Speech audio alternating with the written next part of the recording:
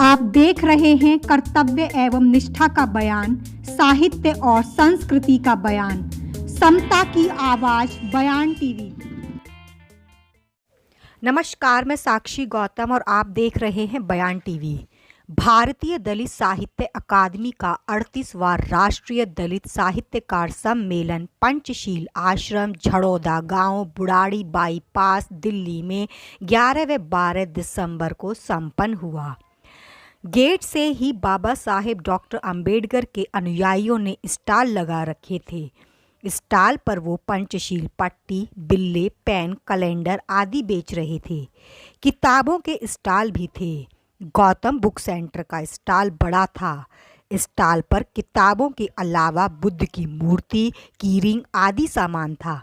Gautam book centre के अनिल क्या कहते हैं?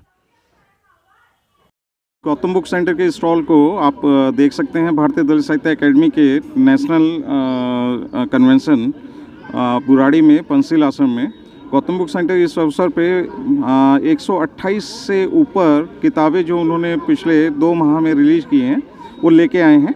साथ ही आप यहाँ जो मूर्तियाँ हैं, कीरिंग्स हैं, इनको भी आप हमारे स्टॉल पे देख सकते हैं। खासकर संविधान पे हमने इसको फोकस किया है कि घर घर संविधान होना चाहिए। साथ में 22 प्रतिज्ञाएँ जो पिछले दिनों से काफ़ी चर्चा में चल रहा है, तो 22 प्रतिज्ञाओं को हमने 22 प्रतिज्ञाएँ दिखाइएगा। 22 प्रतिज्ञाओं को हमने हाईलाइट किया है, कई जगह हमने लगाया है। ये संग्राम शास्त्री जो बाबा साहब के साथ रहे हैं उनकी पुस्तक है, इसको हमने इसको हमने फोकस किया है। और दूसरा है भारत का संविधान। तो आइए आप लें ना लें, विजिट कीजिए गौतम बुक सेंटर के स्टॉल पे, भारतीय दलित साहित्य अकेडमी के नेशनल अधिवेशन पे। अकादमी के अध्यक्ष डॉक्टर सोहन पाल सुमनाक्षर कहते हैं, बाबा साहब डॉक्टर भीमराव अम्बेडकर जी, भगवान बुद्ध और गुरु रविदास जी और बाबू जगजीवन जी का जो समता का संदेश है उसको घर घर पहुंचा रहे हैं। साथियों, आज असली जो भारत है वो यहाँ पंचशील आश्रम में देखा जा सकता है, जहाँ पर आप कश्मीर से लेकर कन्याकुमारी तक और बंगाल की खाड़ी से लेकर के गुजरात के कच्छ की खाड़ी तक के लोग यहाँ एक तरह से विराजमान हैं, इस सम्मेलन में आए हैं। और इसके अलावा नेपाल से नेपाल दलित साहित्यकार अकादमी के युवराज जी यहाँ पर आए हैं और उनके साथ और भी उत्तम कुमार परियार जी और उनका भी एक डेलीगेशन इस समय इस सम्मेलन में आया है। तो इस तरह से केवल राष्ट्रीय नहीं, अंतर्राष्ट्रीय ये सम्मेलन हो गया है।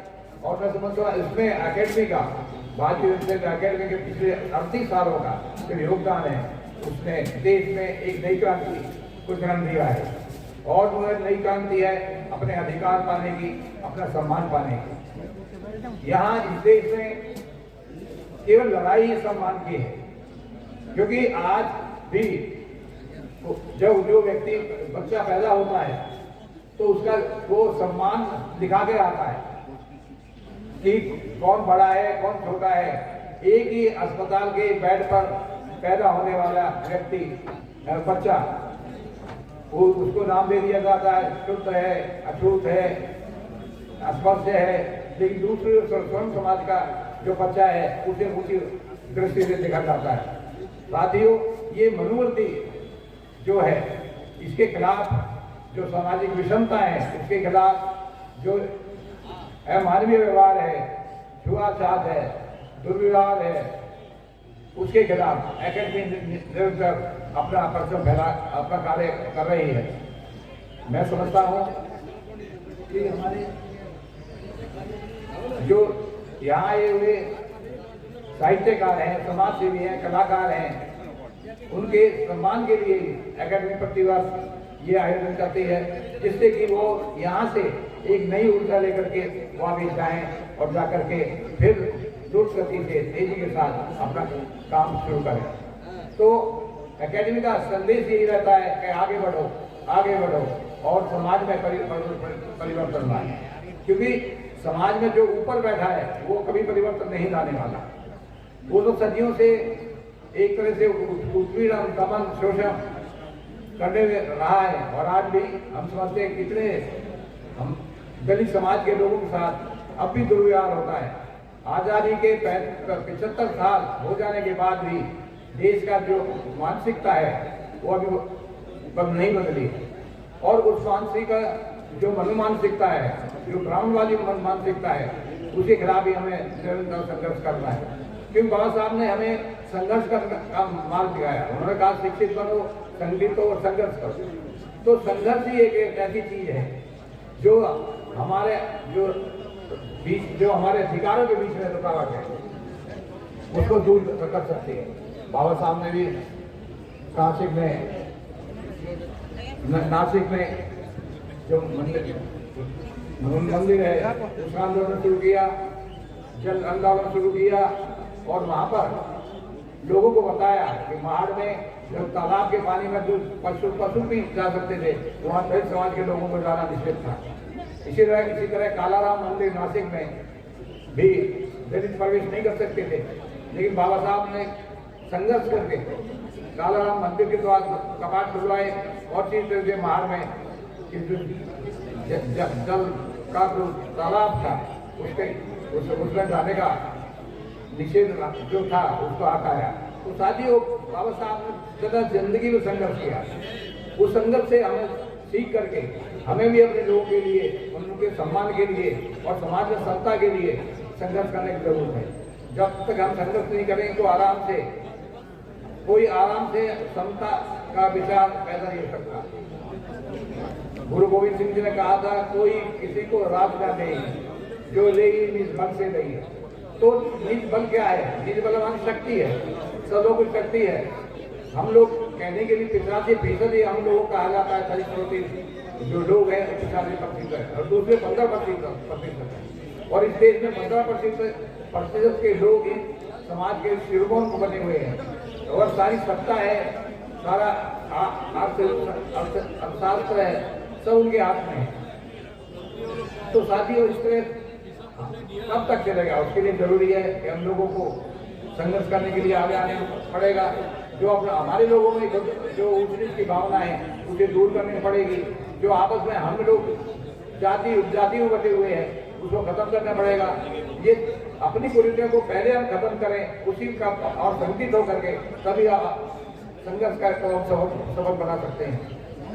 भारतीय दलित साहित्य अकेडमी ने पिछले 38 सालों में जो कार्य किया है वो आज सामने है। पहले दलित साहित्य नाम दलित साहित्य था नहीं, 1984 पहले, और उसकी थोड़ी कल्पना भी नहीं थी।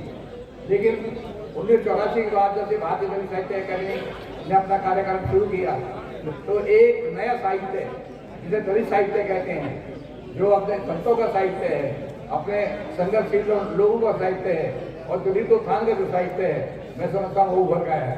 और आज 38 साल के बाद आप देखते हैं कि उस पर दलित साहित्य पर शोध हो रहे हैं। सभी विश्व यूनिवर्सिटी में, कॉलेजों में, महाविद्यालयों में सेमिनार हो रहे हैं और इसी तरह चर्चा हो रही है कि ये एक नया साहित्य जन्मा है। मैं समझता हूँ दलित उसमें वो किसी सीमा में न बंद करके सारे देश के दूर तक चला गया है। तो आज दलित साहित्य के ऊपर जो शोध कार्य हो रहा है और जो लोग कर रहे हैं, मैं समझता हूँ उनको बधाई देता हूँ। और साथ ही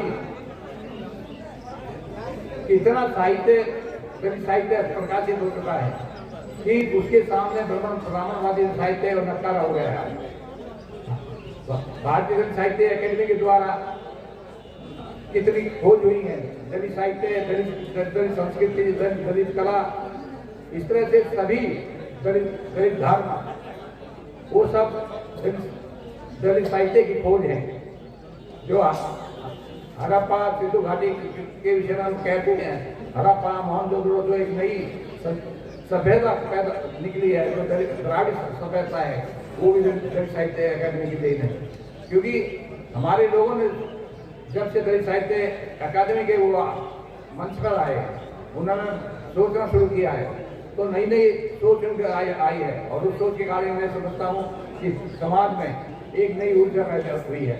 और आज हम लोग और हमारे जितने भी साहित्यकार हैं, कलाकार हैं, समाजसेवी हैं, वो समझने लगे हैं कि किस तरह हमको गुलाम बनाया गया, किस प्रकार से हमारे अधिकारों को छीना गया और किस प्रकार से हमारे ऊपर निषेध किया गया कि स्त्री शूद्रो न अधीयता, कि स्त्री शूद्र को पढ़ना निषेध है। तो अम्बेडकर बाबा जगजीवन जी का समता संदेश है, उसको समाज में लाने का प्रयास करते हैं। साथियों, आप इतनी दूर से आते हैं, केरल से हमारे प्रदेश अध्यक्ष हैं बालकृष्ण जी से लेकर के जम्मू कश्मीर में विजय भगत जी, और इसी तरह गुजरात से जडेजा JM जडेजा जी, और बंगाल से VK वहाँ के अध्यक्ष मनोज विश्वास जी। तो ये सब लोग हैं जो चारों कोने से जुड़ करके इस सम्मेलन में शामिल हुए हैं। तो मैं इन सबका हृदय से आभार व्यक्त करता हूँ और अभिनंदन करता हूँ। लेकिन साथ ही ये चाहता हूँ कि ये कारवां रुकना नहीं चाहिए, चाहे हम रहे ना रहे, लेकिन कारवां निरंतर आगे बढ़ता जाना चाहिए। और जो सम्मान की लड़ाई और अधिकारों की लड़ाई हमने छेड़ी है, उसको प्राप्त करने के लिए हमें निरंतर संघर्ष को जारी रखना चाहिए। और जब तक हमें समाज में समता नहीं मिल जाती, बराबरी नहीं मिल जाती, सम्मान नहीं मिल जाता, तब तक ये कारवां रुकना नहीं चाहिए।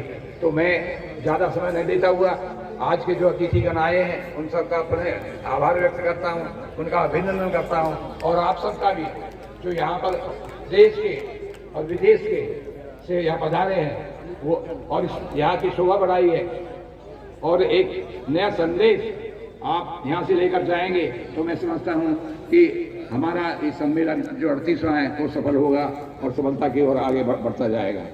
इस अवसर पर भारतीय दलित साहित्य अकादमी की स्मारिका का लोकार्पण पूर्व सांसद संघ प्रिय गौतम ने किया। समाज में कार्य करने वाले लोगों को अकादमी की ओर से डॉक्टर अंबेडकर नेशनल अवार्ड से सम्मानित किया गया। इतना ही नहीं, नए लोगों को उत्साहित करने के लिए अंबेडकर फेलोशिप से भी नवाजा गया।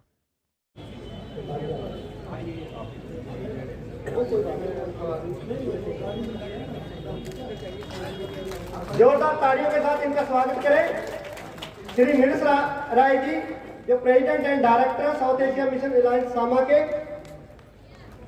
उनको आज डॉक्टर अंबेडकर इंटरनेशनल अवार्ड 2022 से नवाजा जा रहा है। तालियां बजती रहनी चाहिए।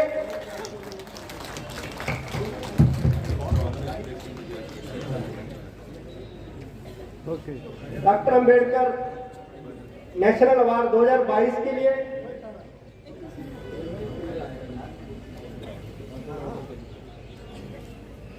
हमारे बीच में जगराम शास्त्री जी बिहार के हमारे प्रेसिडेंट पहुंच चुके हैं, उनका स्वागत करता हूं। बहुत बहुत धन्यवाद। डॉक्टर अंबेडकर नेशनल अवार्ड 2022 दलित साहित्य की अभिवृद्धि के लिए professor doctor Rajat Rani Meenu ji, please come on the dais, जो हमारी सहायक प्रोफेसर हैं, कमला नेहरू कॉलेज, दिल्ली विश्वविद्यालय।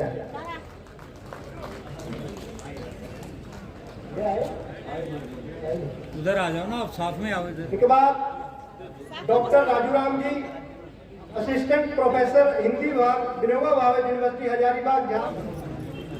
डॉक्टर राजूराम जी इधर आइए, इधर साइड। आप हैं सहायक प्रोफेसर हिंदी विभाग, विनोबा भावे यूनिवर्सिटी हजारीबाग, झारखंड। बहुत बहुत धन्यवाद। दलित पत्रकारिता के लिए doctor Ambedkar national award 2022 doctor Roopchand Gautam ji, जो दलित एवं आदिवासी पत्रकारिता एवं लेखन, दिल्ली से।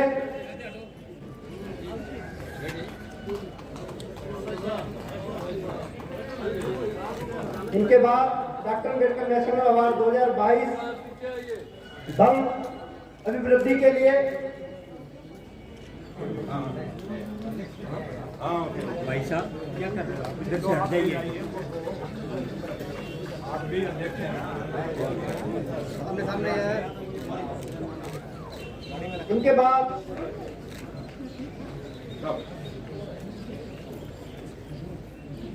बाद डॉक्टर अम्बेडकर नेशनल अवार्ड दो। इनके बाद डॉक्टर हंसराज सुमन जी।